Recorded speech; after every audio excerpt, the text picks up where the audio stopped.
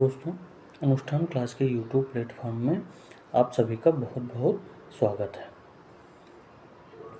NCERT Hindi सारंगी part 2 में आज हम सभी पार्ट 6, 7 और 8 को तैयार करेंगे। ठीक है, तो आइए हम स्टार्ट करते हैं। हिंदी सारंगी 2 में पार्ट 6 जो है उसका नाम है चींटा। ठीक है, एक खेल गीत है। ठीक है, यह क्या है? एक खेल गीत है। आइए हम ध्यान से पढ़ें। चींटा चींटा दूध ला। ठीक है, क्या लाएगा? पहले क्या लाएगा? दूध लाएगा। दूध लाकर दही जमा। ठीक है, दूध से क्या बनता है? दही बनता है। बढ़िया बढ़िया दही जमा, खट्टा मीठा दही जमा। ठीक है, यहाँ पे दूध की बात हो गई है। दूध से क्या बनाया जा रहा है? दही बनाया जा रहा है। तो उसी के बारे में यहाँ पे कवि ने बात किया है। ठीक है, आगे चलते हैं। चींटा चींटा गन्ना ला। दूसरे पॉइंट पर क्या लाएगा? गन्ना लाएगा। गन्ना लाकर शक्कर बना। चींटी भूखी आएगी, झटपट वो खा जाएगी। ठीक है, चींटियाँ क्या खाती हैं? चीनी जहाँ पे लगी होती है वहाँ पे चींटियाँ बहुत ज़्यादा आ जाती हैं, यानी उन्हें मीठा बहुत पसंद है। ठीक है, यानी चींटा चींटा गन्ना ला। गन्ना और गन्ने से क्या बनता है? शक्कर बनाया जाता है, चीनी बनाई जाती है, और चींटियाँ चीनी को बहुत खाती हैं। ठीक है, आगे देखते हैं अगला पॉइंट। चींटा चींटा शक्कर ला। शक्कर लाकर शरबत बना। अब गन्ने से जो शरबत बना था, अब चींटी को कहा जा रहा है कि शक्कर लेके आओ, चीनी लेके आओ। शक्कर लाकर क्या बना? शरबत। शरबत शक्कर से क्या बनता है? शरबत बनता है। चींटी प्यासी आएगी, झटपट वो पी जाएगी। और शरबत को क्या किया जाता है? पिया जाता है। तो चींटी अपनी प्यास को बुझाने के लिए क्या किसका प्रयोग करेगी? शरबत का प्रयोग करेगी। ठीक है, क्लियर हुआ? चींटा चींटा घर बना। पहले क्या आया था? पहले दूध आया था, दूध से दही बना, फिर गन्ना लेके आया, गन्ने से शक्कर बनी, चीनी बनी, फिर शक्कर से क्या बना? शरबत बना। अब चींटा चींटा घर बना। ठीक है, घर क्यों बनाएगा? क्योंकि चींटी धूप से आएगी, यानी कब बहुत काम करके थक हार के चींटी धूप से आएगी, तो चींटा चींटा चींटे को कहा गया है घर बना। देख के खुश हो जाएगी, झटपट वो रुक जाएगी। यह देखकर वो अपने घर को देखकर झटपट वहाँ पे रुकी रहेगी और खुश रहेगी। ठीक है, फिर क्या कहा जा रहा है? चींटा चींटा बाजार जा। अगला पॉइंट है चींटा कहाँ जाएगा? बाजार जाएगा।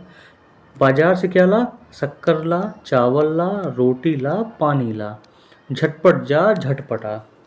अब चींटे को काम दिया गया है कि वो बाजार जाए। बाजार से क्या क्या लाना है? शक्कर। शक्कर का मतलब होता है चीनी। चावल लाएगा, रोटी लाएगा और पानी, और झटपट जा, जल्दी जल्दी जा और जल्दी लेके आ। चींटी जब घर आएगी, अब कहाँ आएगी? घर आएगी, क्योंकि घर बन गया है। देख के खुश हो जाएगी, तेरे ही गुण गाएगी, तेरे ही गुण गाएगी। यानी चींटी जो है वो खुश हो जाएगी। किसके ऊपर? चींटे के ऊपर। चींटा जो था उसके ऊपर चींटी जो है खुश हो जाएगी, क्योंकि वह सारा सामान लेके आएगा। ठीक है, ये इतनी कविता थी, और इसको ध्यान से समझना है कहाँ पर, किस पॉइंट पर कौन सी चीज़ें दी गई हैं। ठीक है, अगला जो खेल गीत है उस पार्ट का नाम है टिल्लू जी, और ये सारंगी पार्ट 2 का 7वां पार्ट है। ठीक है, टिल्लू जी टिल्लू जी। ठीक है, ये भी एक कविता है, कविता के रूप में ही पढ़ना है। टिल्लू जी गए स्कूल गए, बस्ता घर पर भूल गए। टिल्लू जी स्कूल गए पर बस्ता घर पर भूल गए, यानी जो बैग ले जाना था उसको भूल गए। रास्ते भर से डरे डरे। अब रास्ते भर डर लग रहा था कि मैं तो बैग भूल गया हूँ, आज तो हमारी कुटाई पिटाई होगी।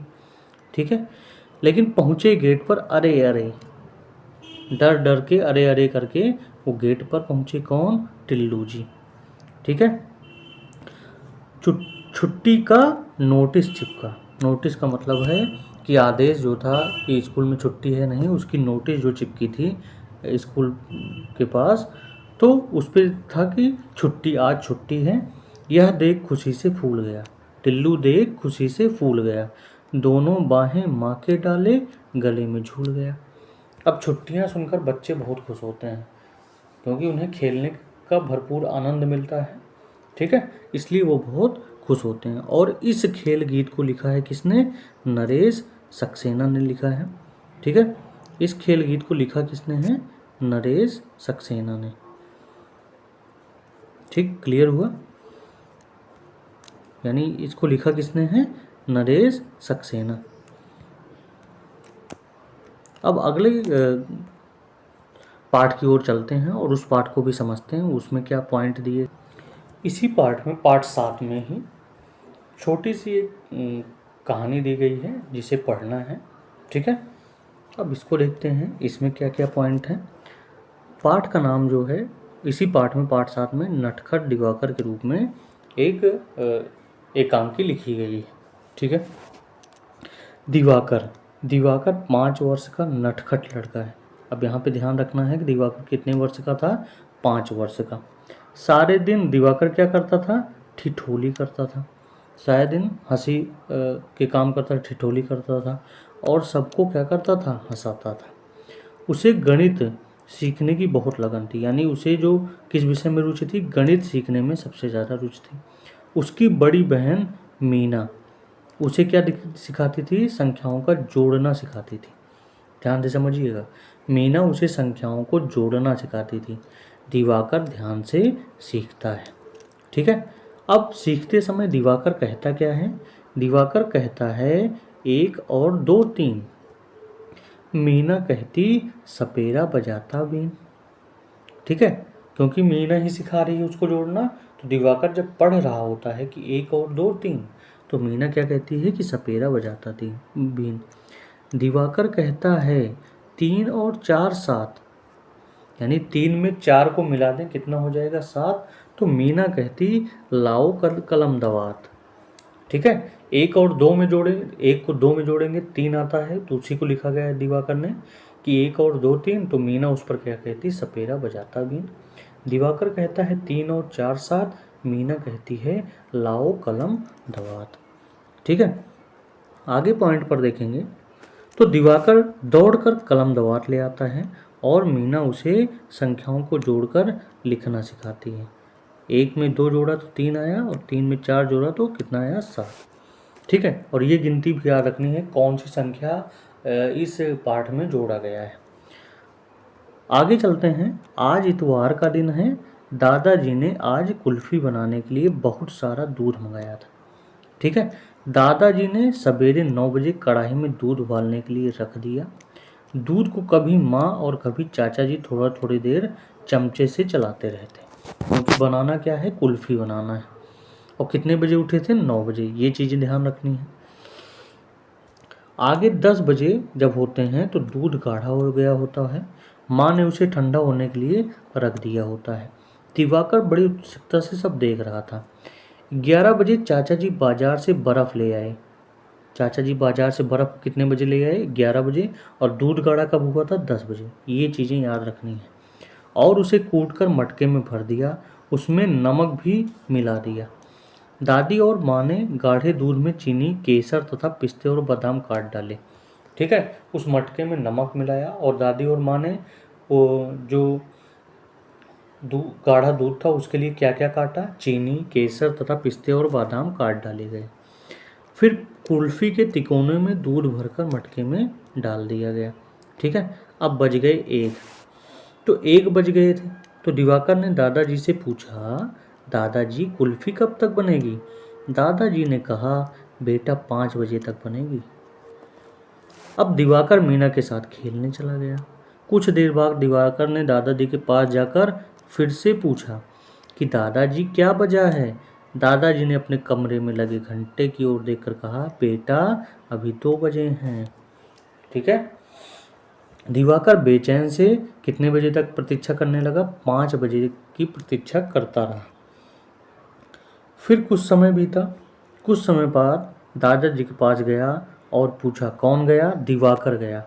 पूछा, दादाजी अब क्या बजा है? दादाजी ने फिर घंटे की ओर देखा और बोले, बेटा 3 बजे हैं। ठीक है, यहाँ पर टाइम को सिखाया जा रहा है। दिवाकर ने भोलेपन से खुश होकर कहा, दादाजी 2 और 3 5 होते हैं, तो अब 5 बज गए, इसलिए कुल्फी खा सकते हैं। दादाजी हंस पड़े। उन्हें दिवाकर की कुशाग्र बुद्धि पर बहुत आनंद आया। ठीक है, अब उसने वो बार बार पूछ रहा था, तो एक बार संख्या 2 आई, उसके बाद 3 आ गई, तो उसने जोड़कर ये बता दिया कि अब 5 घंटे हो गए हैं। ठीक है, क्लियर हुआ। और इसे लिखा है किसने? नटखट दिवाकर को लिखा है किसने? मालती देवी ने लिखा है। ठीक है, इस प्रकार से आपका पार्ट 7 जो था वो कंप्लीट रूप से अब तैयार हुआ है। अगला पॉइंट है पार्ट 8, और पार्ट 8 में 3 दोस्त के बारे में पढ़ना है। और 3 दोस्त कौन कौन से हैं? लाल, पीला और नीला, इन्हीं के बारे में समझना है। ठीक है, बात पुरानी है, बस 3 रंग ही थे। पहले कितने रंग याद थे? 3 रंग, लाल, पीला और नीला। लाल रहता था हर लजीज वस्तु में। अब कहा जाता है कि हर लजीज जो खाने की चीज़ें होती हैं उन सब में उसका रंग कैसा होता है? लाल रंग का होता है। जैसे हो गया टमाटर, सेब, चेरी और आलू बुखारे।